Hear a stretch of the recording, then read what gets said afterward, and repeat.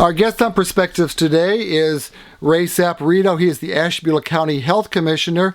And how long have you been on the job now, Mr. Saporito? Close to 37 years. Did you ever imagine anything like this pandemic that we're having? Well, to be honest about it, not at this point in my career. 37 plus years in public health. I would have thought we would have had this type of problem a bit sooner, to be honest about it. We talked about epidemics. We had the swine flu epidemic in 2010, and that was pretty intense. Mm-hmm. But not like this. But not like this. This is definitely more widespread and more serious, yes. So the swine flu was a limited area. The pandemic is like virtually every continent, correct? And just all over the world. Yeah, well, the epidemic, of course, did sweep the United States with the swine flu. And here we're talking about the pandemic, which is located, as you said, globally on all the continents. Just kind of came in the last couple of days is that the Johnson & Johnson vaccine has been suspended right now. I don't know if anybody thought that this was, once you got a vaccine, it was all going to be smooth going after that. But what is your take on that? The people that have the Johnson & Johnson vaccine and are doing okay, they need not worry? Well, again, there's been 6.8 million people have received that vaccine to date. Mm-hmm. And there have been, as you're probably aware, 6 women, I believe their ages were between 18 and 48 years old, that had developed some serious blood clots. Now, one has died, mm-hmm. And the second is hospitalized. Now, whether that vaccine is the main cause or whether there's some pre-existing health conditions that have been, so to speak, heightened, right, taking the vaccine, I don't know. Okay, so there may be something where the platelet clotting factors have been, accelerated in this case. I don't really know the answer to that, but it's being looked into. Now, anyone who has any serious side effects should talk to their doctor. And, shortness of breath and severe headaches, abdominal pain, things like that, you should be talking to your doctor. Now, that being said, you are going to have mild side effects. Right. Some people will. Like if I have a slight headache, that's no reason to panic. Mm-hmm. So when you look at the risk versus the benefits here of the vaccine, there's no doubt the benefits of the J&J vaccine or all the vaccines outweigh the small risk that, somebody might develop serious health issues or it might result in a fatality.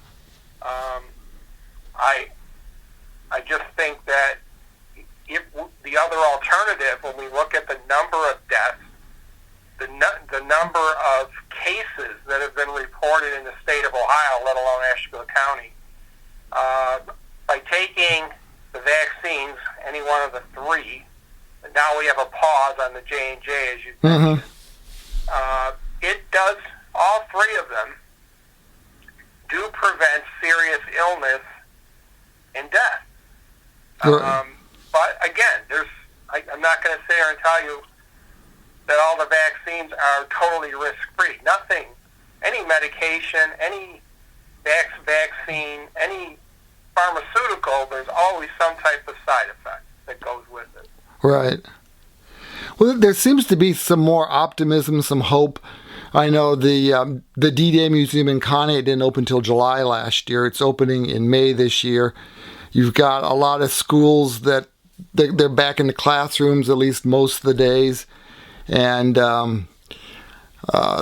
there's talk about, we're going to have the D-Day, they're going to have Grape Jamboree, we're going to have parades at Christmas and Memorial Day. And then you see all of a sudden a kind of a boost in the number of cases. So it seems like we get a little optimistic, and then something kind of goes to shoot everything down. Well, as we talk now, we are seeing a surge in COVID-19 cases, and particularly, Louis, we are finding the UK variant, which is very transmissible, is present, not just in the state of Ohio, but here in Ashtabula County. That complicates things. Ashtabula County is definitely seeing an increase in the number of cases, which we had taken a dip in early March. It was looking promising. Now, since mid-March, and of course, we just had Easter break and spring break, we are actually bracing to see if the numbers go up, because we have seen this pattern following Thanksgiving and Christmas, for example. Yes, you want to remain optimistic, especially with the vaccinations are going to help. But it's way too early to tell where are we going to be actually in a month, 2 or 3 or 4 months from now. I don't know. Mm-hmm. Yeah, are we still at orange as far as... Well, we are rated orange. That's, the second, if you want to call it, lowest risk category. Yellow, when all this pandemic evolved for months on end in 2020, in fact, in most of 2020, it wasn't until we got into, I want to say, November, that we went from yellow to orange, and then unfortunately red. Yeah. I don't know if we're going to hold on to that orange rating, to be honest about it, because the numbers are surging. We'll find out when the next governor's conference, I think on Thursday, or it may be today, I'm not sure. He'll provide updated data. But I think we're in a very delicate time right now, quite frankly. Speaking of the governor, there's legislation in the Ohio General Assembly that would, I guess if it passes, would give lawmakers an override of the governor, his restrictions on gatherings and requirements for masks and social distancing and all. I don't know. I think it's just the way the measure is now, that I understand it's just a simple majority. And the legislature could overrule them and say, we're going to get rid of the masks and everything. And our state representative, Sarah Fowler Arthur, is one of the sponsors of the measure. So what is your take on that? Well, I don't agree with it, quite frankly, because our perspective is public health, protect health. And I think, the tools you have in the toolbox are, obviously social distancing, hand washing, masking, and of course vaccinations. Now, masking, while it's not foolproof, one thing we know for sure that the incidence of influenza has dropped dramatically. Yeah. And why is that so? Because the masking has helped tremendously. But we're dealing with a virus and this strain is estimated to be anywhere from 30 to 50% more transmissible than the COVID strain we had dealt, the UK strain. Uh-huh. And then other strains that you need to be concerned about that are on our doorstep. I know there's a Brazilian strain that has been found in the state of Michigan.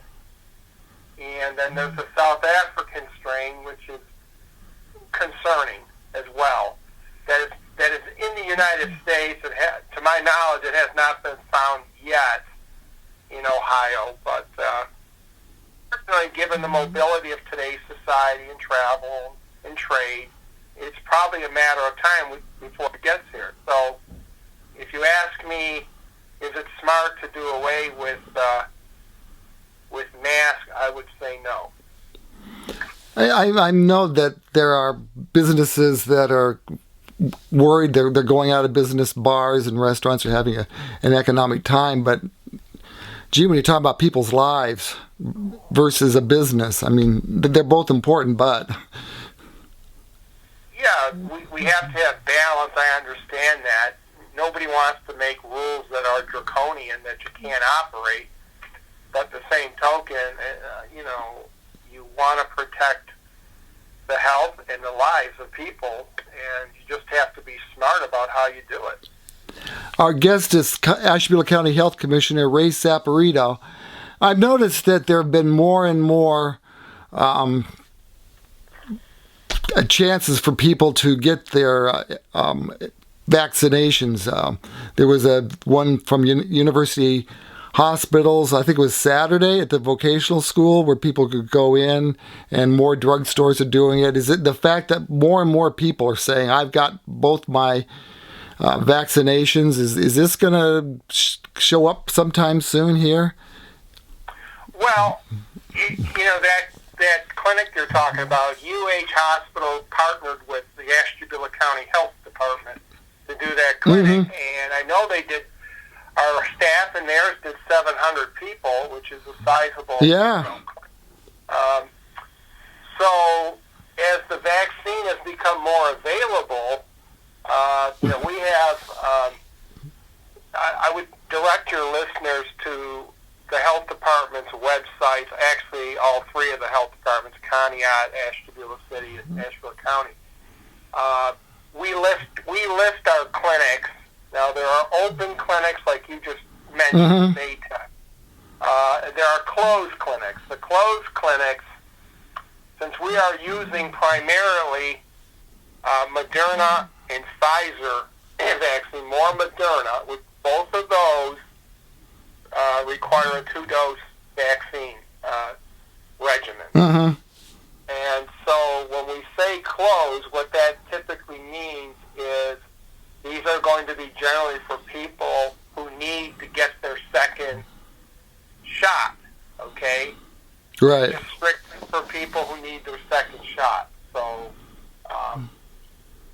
but we have the open ones, which people can, walk in, but what we try to do there, Louis, is it's alphabetized. So, for example, if you start a clinic at 9:30, maybe that's when you take people with the last names A, B, and C comes during that time.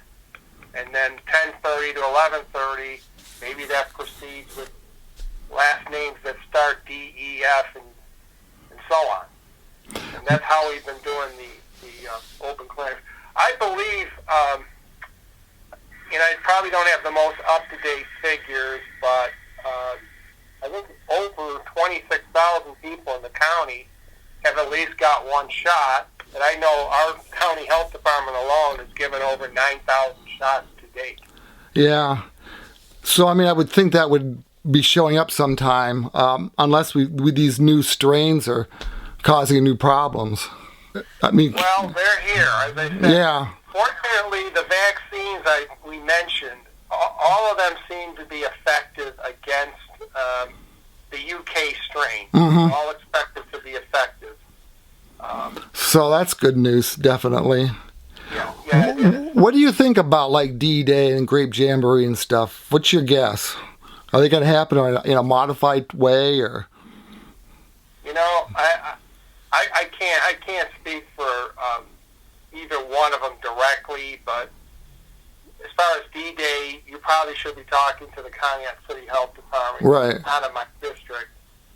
But when you want to try to hold these extremely large festivals, I don't know how you can really hold them safely. Yeah.